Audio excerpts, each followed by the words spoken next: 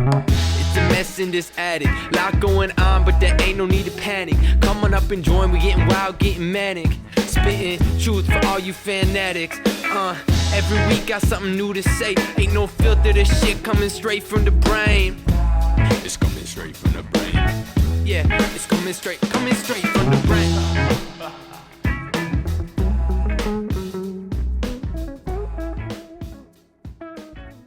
What's up, everybody? Today is Tuesday, February 9th, 2021. This is A Talk in the Attic, and I'm your host, Kirk Ross.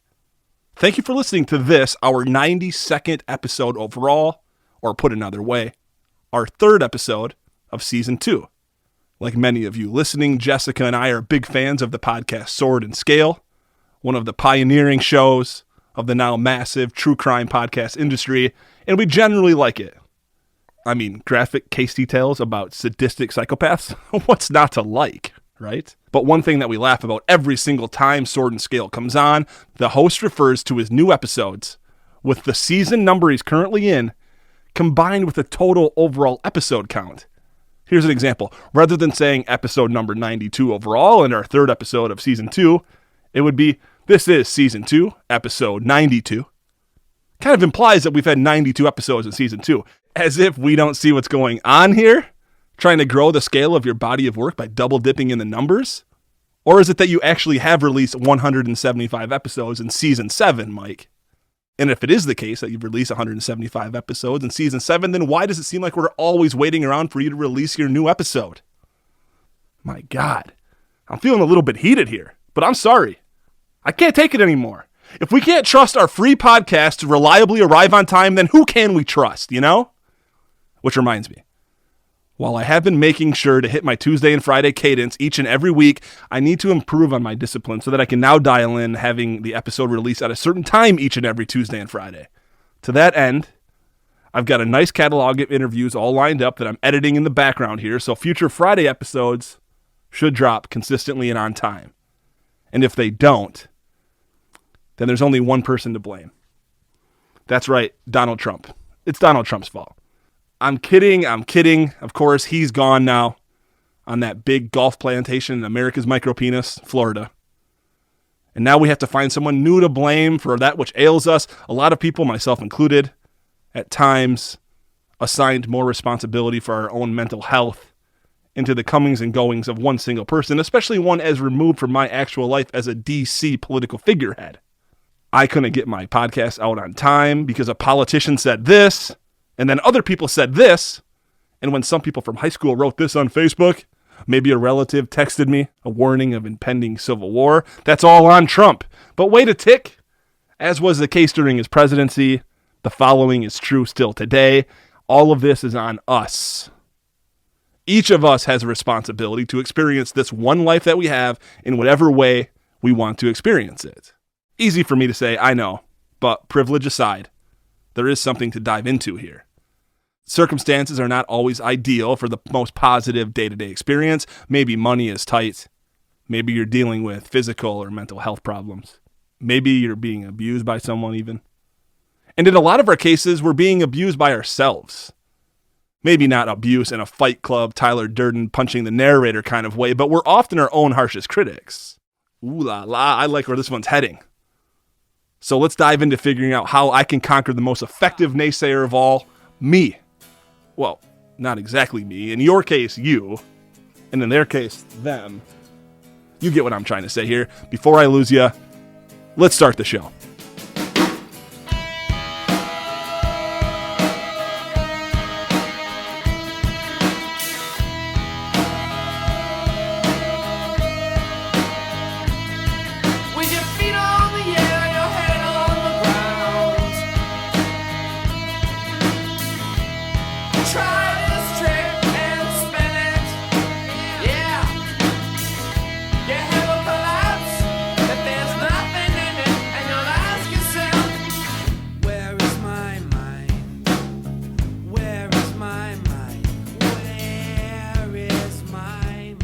That was, of course, the Pixies' Where Is My Mind that you just heard, a track that sounds just as modern today as it did 22 years ago when it served as the backdrop for that final haunting scene in Fight Club.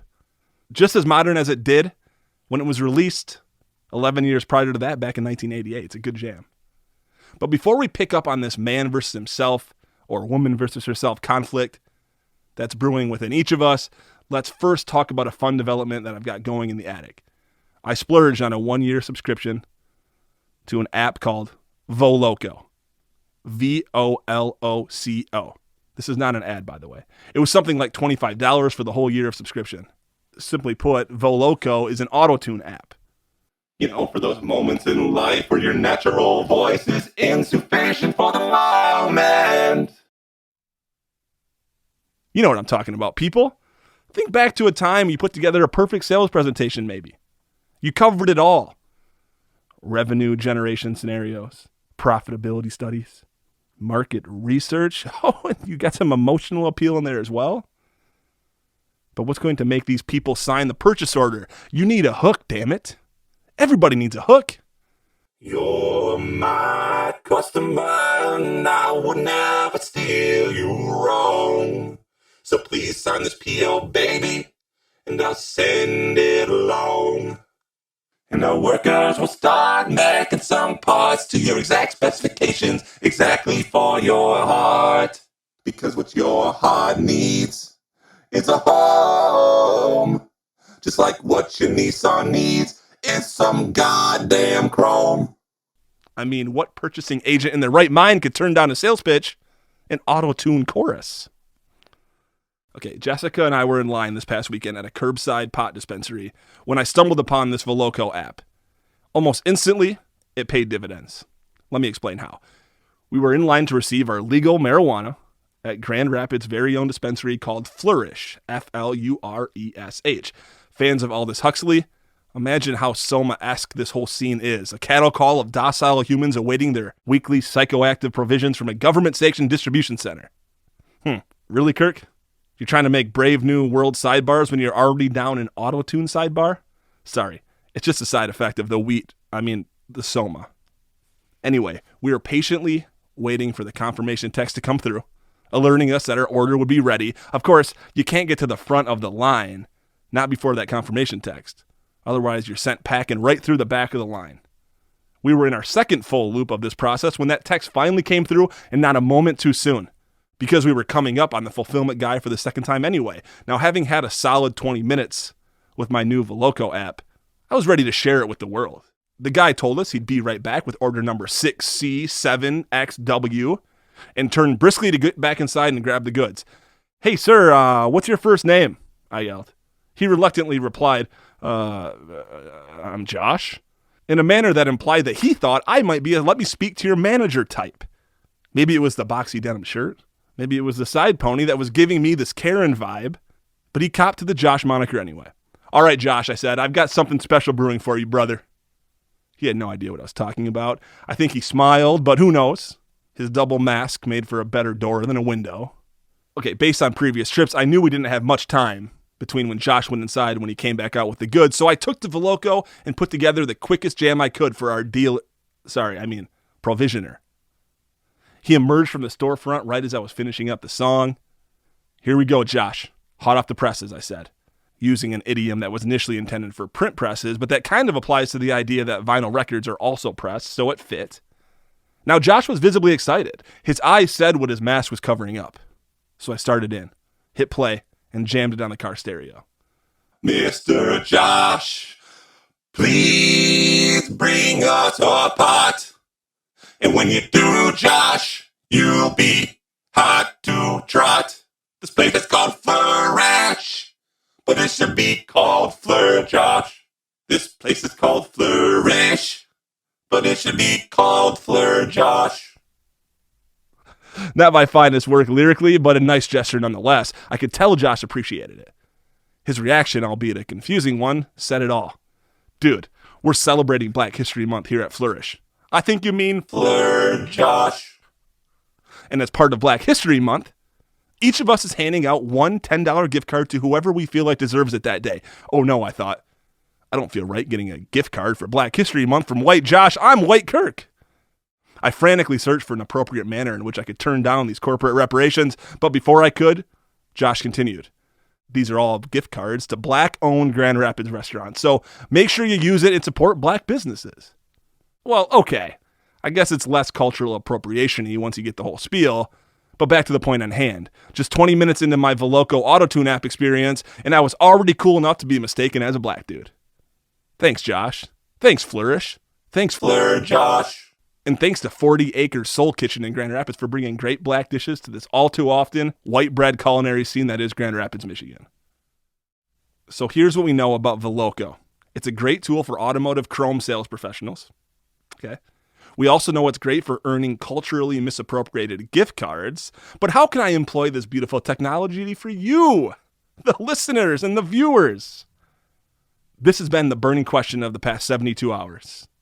I considered auto-tuning myself for citing informative, important statistics, ones that could use a little sprucing up to keep it fresh and to keep your attention despite the otherwise arduous content. Things like statistics suggest that 553,742 Americans are homeless on any given night.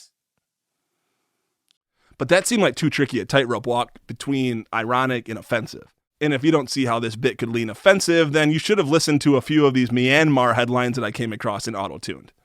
I'll spare you the experience in favor of keeping some levity here. I considered bringing back our favorite group of lemurs, which, as most of you remember from Season 1, is called a conspiracy of lemurs, which is the official name for the group of them, but it also means in the attic that they're deep into conspiratorial propaganda as well, of course. Hey, listen up, baby. I said listen to this little lemur lady. You better hold your barrels tight, hon, 'cause Joe Biden is coming for your guns. Or, Alexandria Cortez is sleeping with my pillow guy. so that was another option, but that didn't really come across that well, so we're going to go in a more helpful direction. So let's close the loop with what this episode is really about anyway, and that's conquering your inner demons. Let's lay a couple of contextual guidelines down here. You may not totally agree with these guidelines, but try to see the value in this exercise anyway, people, okay? Contextual guideline number 1. We're our own harshest critics. If you're like me, you remember almost every misstep you've ever taken. And while recognizing your own missteps is an important part of personal improvement, it can lead to a lot of negative, counterproductive thoughts on a regular basis. Maybe you overreacted about something with your partner, and rather than just making it right, you decided to dwell on why you overreacted. And then maybe you started assigning speculative guesses as to what your partner is feeling about you right now. And that's when you think back on all the other times that you overreacted. You start to recall the fallout from the last time you overreacted towards this person, the fallout from all the times you overreacted to other people.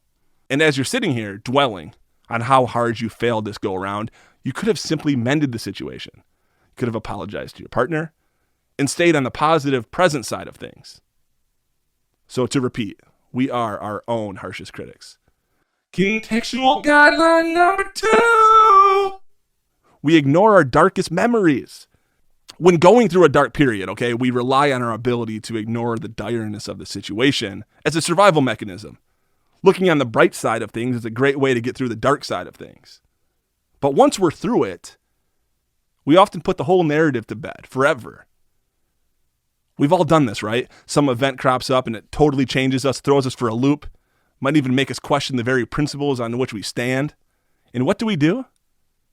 We set it aside and tell ourselves, don't focus on this now. Come back to it when you're through it. Come back once you've got a little time-induced perspective. But what happens? We often never revisit it.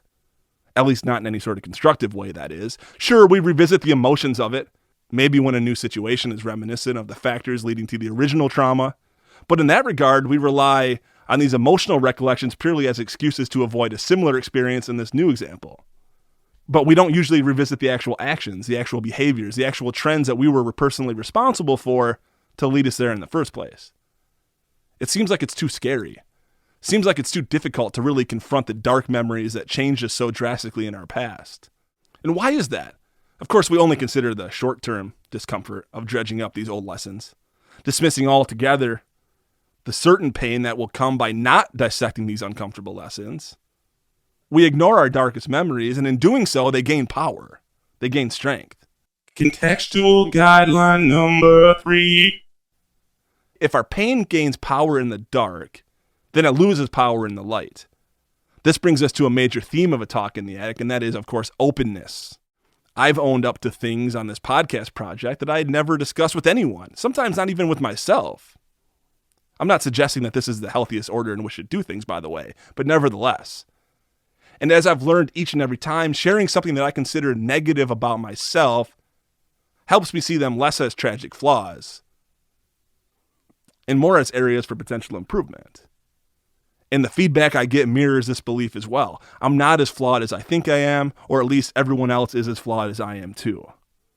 Now, there are times when I can't find a single flaw in myself as well. That's when I'm feeling a little bit too big for my britches, which does happen on occasion. But by and large, I think we'd all agree that we'd have a much more peaceful human experience if more of us were walking around overconfident than experiencing self-doubt on the steady. So now, after a highly circuitous route of getting here, I'm ready to share with you the culmination of all these things I've been blabbering about today.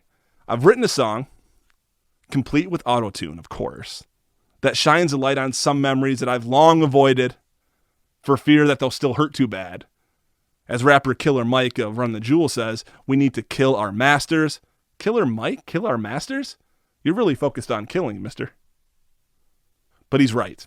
We need to find what's holding us back. We need to root out what's clouding our thoughts, and we need to do whatever it takes to put it to rest so we can move forward in the most energetic, positive, and productive way.